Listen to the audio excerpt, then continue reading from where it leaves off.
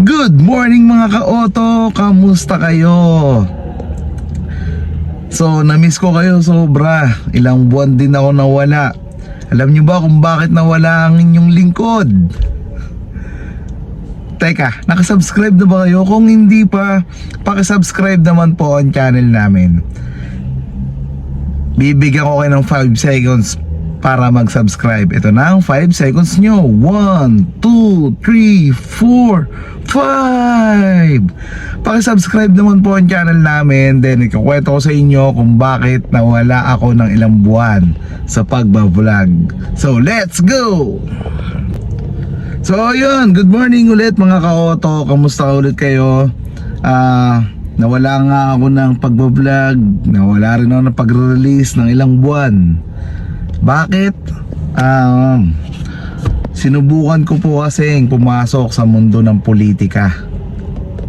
Hindi ko na na-vlog yun dahil hindi ko na na-share. Nakalimutan ko i-share sa inyo na tatakbo ako or papasok ako sa mundo ng politika.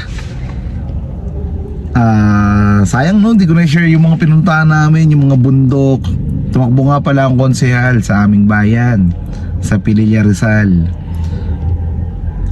Nabigla din ng pamilya ko, bigla mga tropa ko sa amin na tatakbo ko. Pero yun nga, matagal ko nang gusto yun, 2022 pa.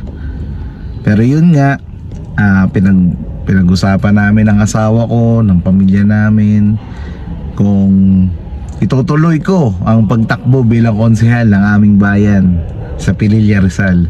So shoutout dyan sa mga kababayan natin sa Pililla, Rizal. Ayun, nag-file ang inyong lingkod. Ito yun, ito yung mga video na yan, ito yung mga photos na yan, nakikita nyo sa baba. Yan, nag-file ako, tumakbo ako bilang konsehal. Nakaharap ko ang mga kababayan namin doon, talagang nahirapan. Nakausap ko, hingi ko yung mga mga kwento. Binigay naman nila sa akin yun, yung mga kwento nila na dapat solusyonan ng ating bayan. Ayun nga, maganda, nagkaroon ako ng experience sa politika. First timer kasi ako mga ka-auto. Then ayun nga, ito yung unang experience ko sa politika. Ngayon, so nawala ako sa focus. Although may mga nag-inquire sa akin, may mga nare-release naman tayo, pero hindi pa rin natin na-vlog. Hindi natin na-vlog yun kasi nga na-focus ako sa kampanya. Nag-file ako ng October, then yun, start na yun, October, then hanggang October, December, nakapag-release pa tayo dito sa Mitsubishi. Then nakapag-release pa tayo ng Hyundai after nun, Hyundai Stargazer sa Quezon Ave. Tumatakbo na ako nun, pero yun nga, limited pa rin yung oras kasi nga nakafocus po ako sa pangangampanya. Ang huling release ko yata Stargazer sa Hyundai Quezon Ave. Nakita niyo yun, yung GLS na unit. So yun yung huling release ko. So ngayon, tuloy ko lang yung kwento. Yun nga, nag-file October, then mula October hanggang May 10, yan, tuloy-tuloy po ang pakikipag-usap namin sa mga tao, panunuyo, pakikiusap na sana pagkatiwalaan nila sa kanilang napakahalagang boto.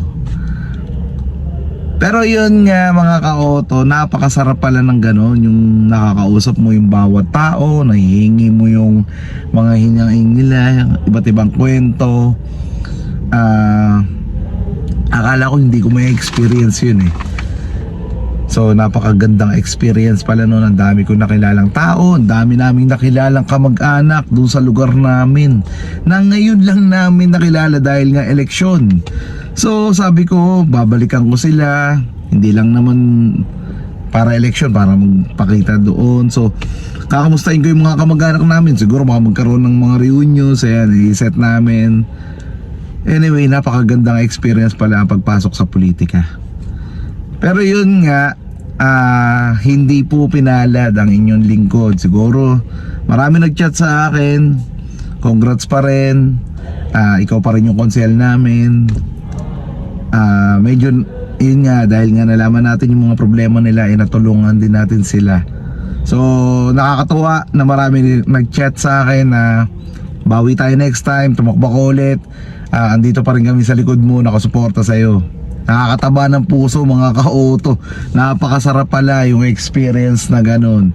Pero yun nga, hindi pinalad ang inyong lingkod siguro dahil may plano pa sa atin ang ating Panginoon. Hindi pa ito yung time para maglingkod sa aming bayan. Nakakapaglingkod naman po ako, nakakapag-release naman po ako bilang private servant, pero hindi public servant. Pero yun nga, marami rin nagsasabi na ang pagtulong naman hindi mo naman kailangan pumasok sa politika. Ang pagtulong andyan yan kung gusto mo. Pwedeng kang tumulong anytime. Tama? Ang pagtulong kahit anong araw pwede mong gawin, kahit hindi ka nakaupo sa pwesto. Kailangan natin gawin yun mga ka-auto. Nakakatawa, nakakataba ng puso, nakakatuwa na marami tayong natutulungang tao.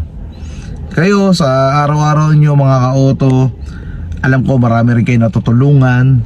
Katulad ng pagpanood nyo at hindi pag-skip sa mga videos namin, sa mga commercial namin, sa mga ads namin, ay tulong nyo na po sa amin yun. So sana po hindi po kayo magsawa na sumuporta sa aming video. Yun nga, na-share ko lang yung experience ko about sa pagpasok ko sa politika, sa pagtakbo ko bilang isang konsehal. Nakakataba po ng puso kasi nga marami tayong natulungan na lumapit sa atin, humingi ng tulong, natulungan natin mga kaibigan na gusto sumuporta. Yun, nakita ko yun nung time na lalong lalo ang asawa ko. Hindi ako iniwanan ng asawa ko mula umpisa hanggang dulo. Andun siya sa likod ko. So yun nga, maraming salamat kay Mami Hazel, kay Ada Martinez, Angeles, sa lahat ng tropa na sumubaybay, tumulong sa lahat. At syempre, higit sa lahat ang pamilya ng asawa ko, kay Kuya Blue, kay Kuya Ipe, ayan, sa mga nanay, sa mga ate Amy, sa mga ate Irene ko, dyan. Yun nga, nasa likod ko sila sa oras ng laban. Yun nga, special mention kay Mami. Sobrang thank you kasi sobrang suportado niya ako. Promise.